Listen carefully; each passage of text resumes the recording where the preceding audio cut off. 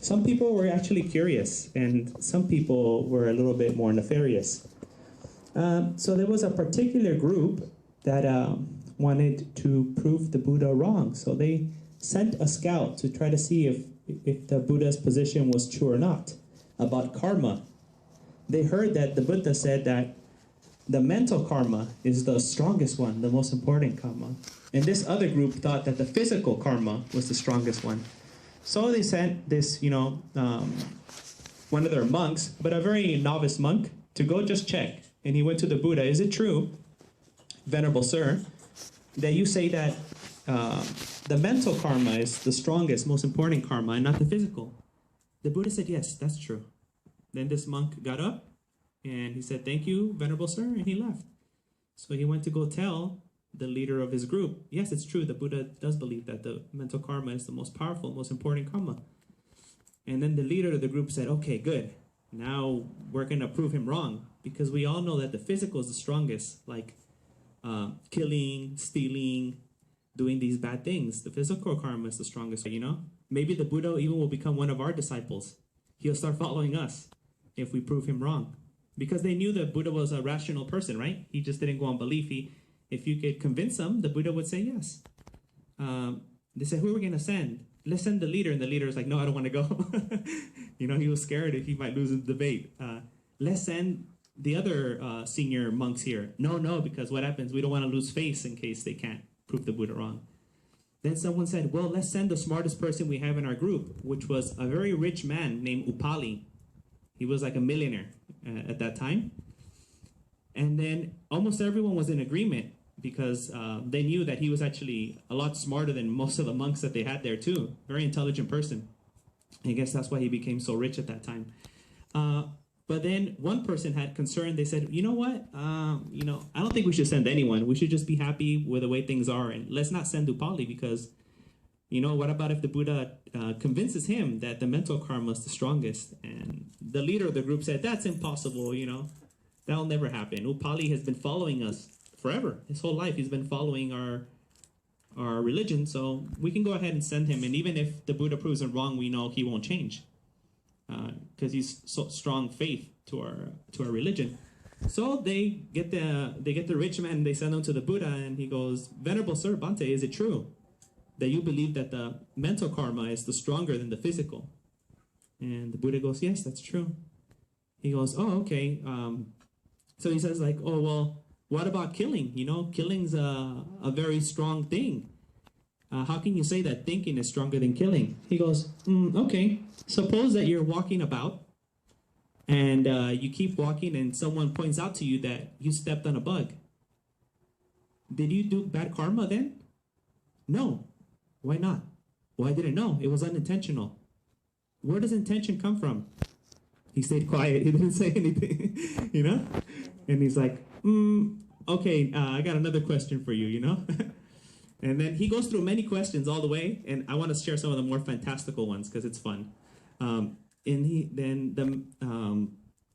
the Buddha goes, well, what do you think one person, one warrior, can go into a town and murder everyone in that town by himself?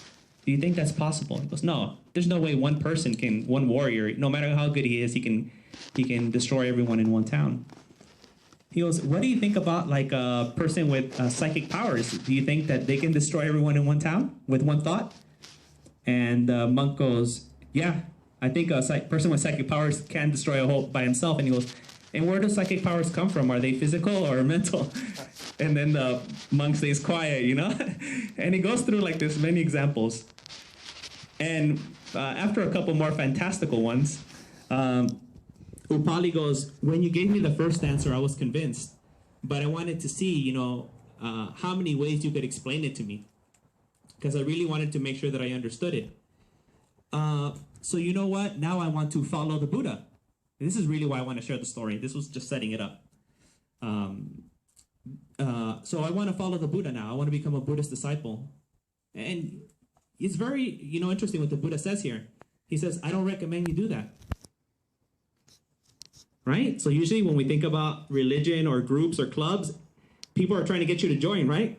Especially if you're a prestigious person, someone who has money that can contribute a lot, right? Every organization is looking for money all the time, let's be honest. But the Buddha said, no, I don't think that's a good idea.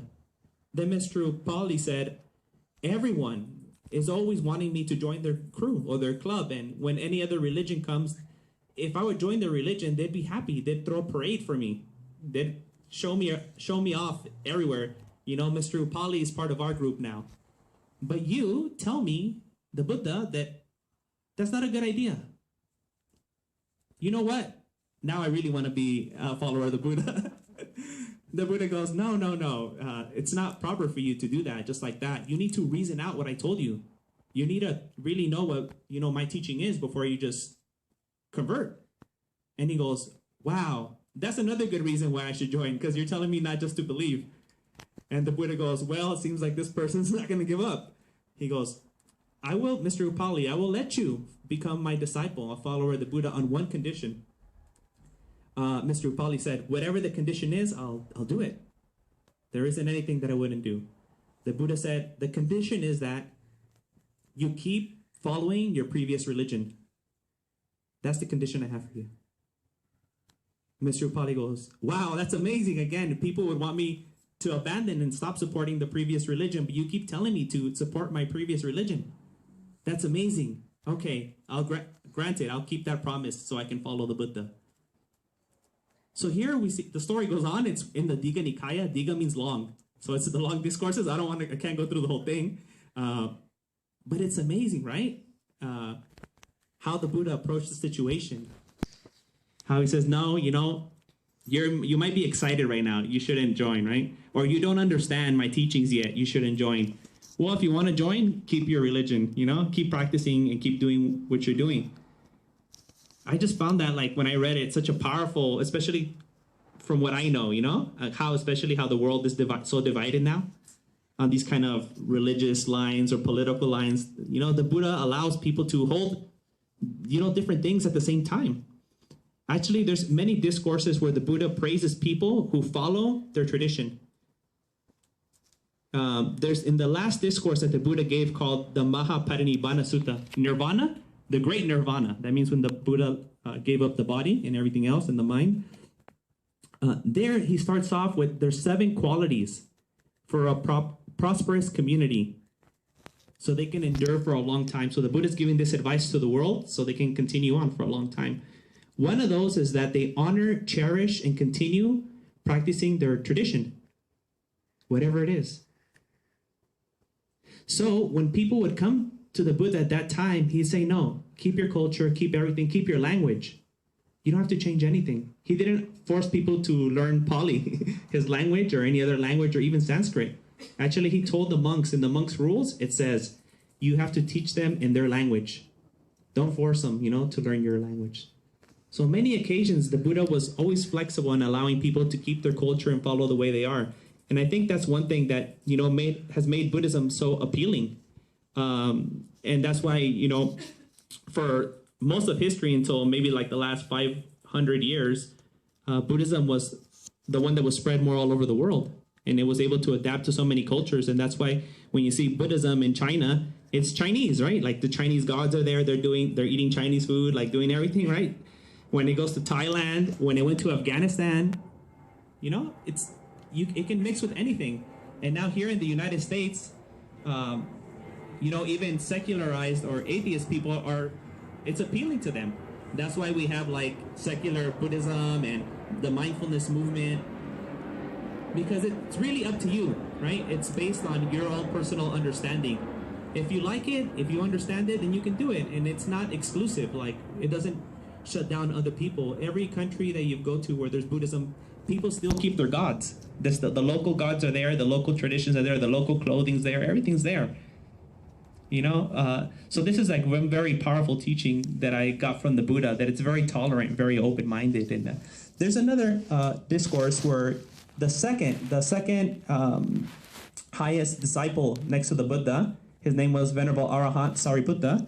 He was the foremost in wisdom, only next to the Buddha. So the most wisest person, but second to the Buddha only. And there was a man passing away. He was a Brahmin, so he was following we call it Hinduism now. At that time, it was called Brahmanism. And he went to him on his deathbed. And this Venerable Arahant Sariputta says, like, you know, what is it that you want? And he was concerned about going to heaven. So then Venerable Arahant Sariputta showed him the path to heaven, the way to Brahma, the Brahma Viharas. He showed him how to get to heaven. And then once he saw that his mind was inclined towards the Brahma Vihara, the dwelling of Brahma, where Brahma lives, he left and he let him pass away. He didn't try to convert him on his deathbed, right, or anything like that. Okay, that's fine. Then he went back to the Buddha, and the Buddha said, you didn't finish the job. You know, like you didn't take him to nirvana. You let him at the Brahma world. And then Venerable Sariputta said, Brahmins want to be with Brahma. You know, that's what I taught him. The Buddha said, okay, you know, that's fine. So this is kind of, I wanted to share with you this today, because I think any time in our modern time is a good time to share this kind of like open-mindedness. But right now, what's going on in the world, there's so many of these conflicts, and I served in Afghanistan. I'm just reminded about, you know, how all these lines that divide us. But the Buddha invites us to join together and not to divide. And we can have different views and not quarrel. The Buddha never fought with anyone. He never argued with anyone. He never tried to destroy other people's religions or anything like that. He didn't say, you only follow me and everyone else is bad. There's nothing like that he said. Actually, there's another sutra where someone thought that, and the Buddha says, no, I've never said anything like that. I've never said that only my religion is the only one and everything else is bad. I've never said such a thing. And he's like, oh, thank you for correcting that. So I just wanted to share this message, a warmer message. You know, it's so many negative stuff out on Fox News, CNN, and Facebook and everywhere else. And just wanted to give something nice to share with everyone today. And with that, I'll be completing my Dhamma talk. Sadhu, sadhu, sadhu.